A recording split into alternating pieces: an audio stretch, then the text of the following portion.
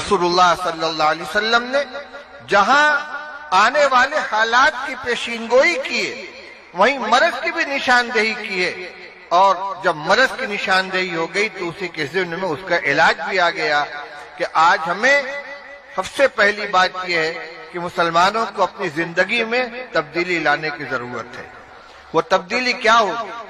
اسی ضمن میں ایک بات اور عرض کرتا چلوں، ساری دنیا مسلمانوں کے خلاف ہے اور اسلام کے خلاف ہے ہر محاذ پر، سیاسی اعتبار سے، اور اسی کے ساتھ ساتھ جو جتنی کوششیں ہو سکتی ہیں اسلام کو اور مسلمانوں کو بدنام کرنے کے لیے ہر سطح پر اس کوشش کو، ان ذرائع کو اختیار کیا جا رہا ہے، استعمال کیا جا رہا ہے، اور یہ زمانہ پروپیگنڈے کا ہے۔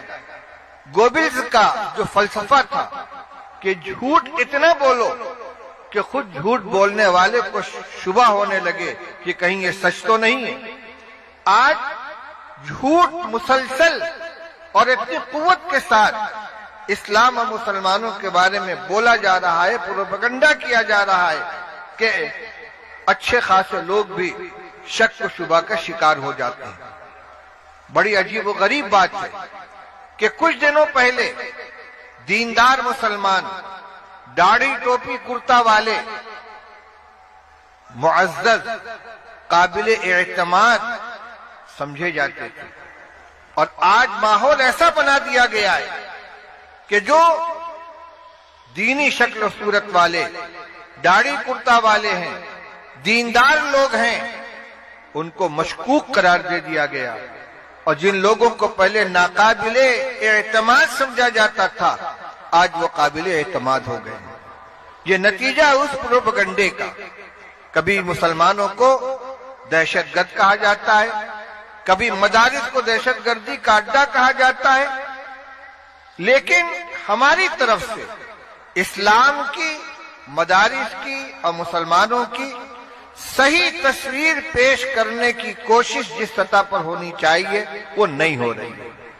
مثبت جواب یہ ہے کہ ہم اپنی عملی زندگی ایسی بنائیں کہ ہمیں دیکھ کر لوگ ہم سے اسلام کو سیکھیں، ہم سے اسلام کو جانیں۔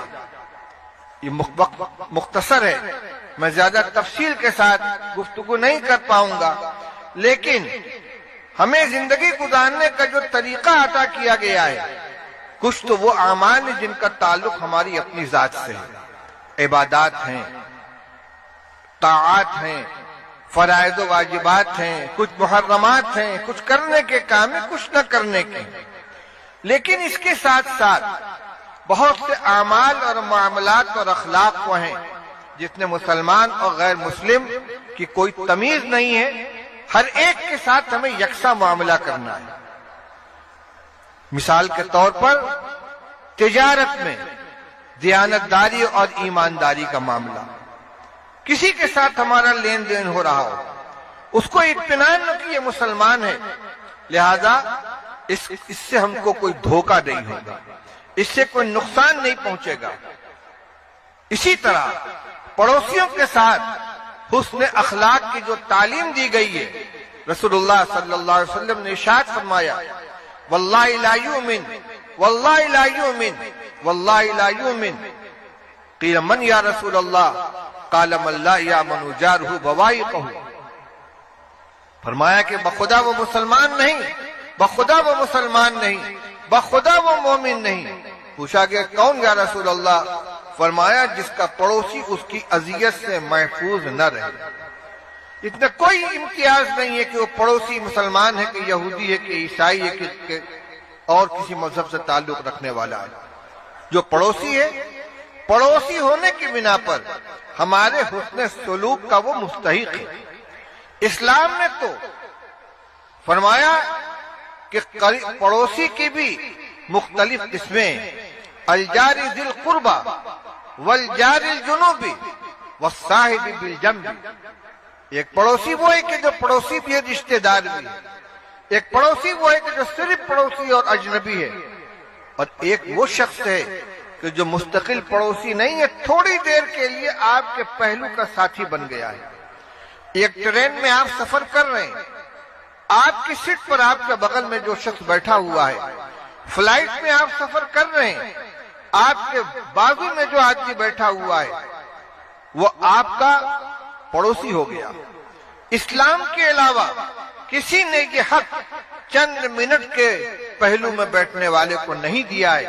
یہ قرآن کی تعلیم ہے۔ آپ یہ محسوس کریں کہ ہمارا مذہب ان کو یہ سکھلاتا ہے۔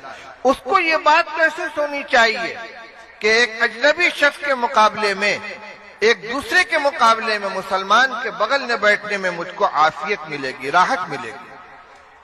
رسول اللہ صلی اللہ علیہ وسلم نے اس کا بھی حق بیان فرمایا ہے، قرآن نے اس کا حق بیان فرمایا ہے۔ ہمارے بغل میں ایک شخص نماز پڑھ رہا ہے، حکم یہ ہے کہ بازو کو نرم رکھو۔ آپ کے بغل میں جو نمازی کھڑا ہوا ہے تو اتنے ٹائٹ مت رہو کہ اس کو تکلیف ہو، خود دب جاؤ۔ سجدے میں جاؤ تو تھوڑا سمٹ جاؤ۔ مجلس کے اندر بیٹھو، اذا قیل لکم تفصحوا فی المجالس فافصحوا۔ آپ مجلس میں بیٹھے ہوئے، کچھ لوگ آ گئے، تھوڑا سمٹ کر ان کو جگہ دے دیجیے۔ چند منٹ کے لیے ایک آدمی آیا ہے، ہر چیز کے اندر اپنے آپ کے اپنے مقابلے میں دوسرے کو ترجیح دی جائے۔ واقعات تاریخ کے اندر بھرے پڑے ہیں۔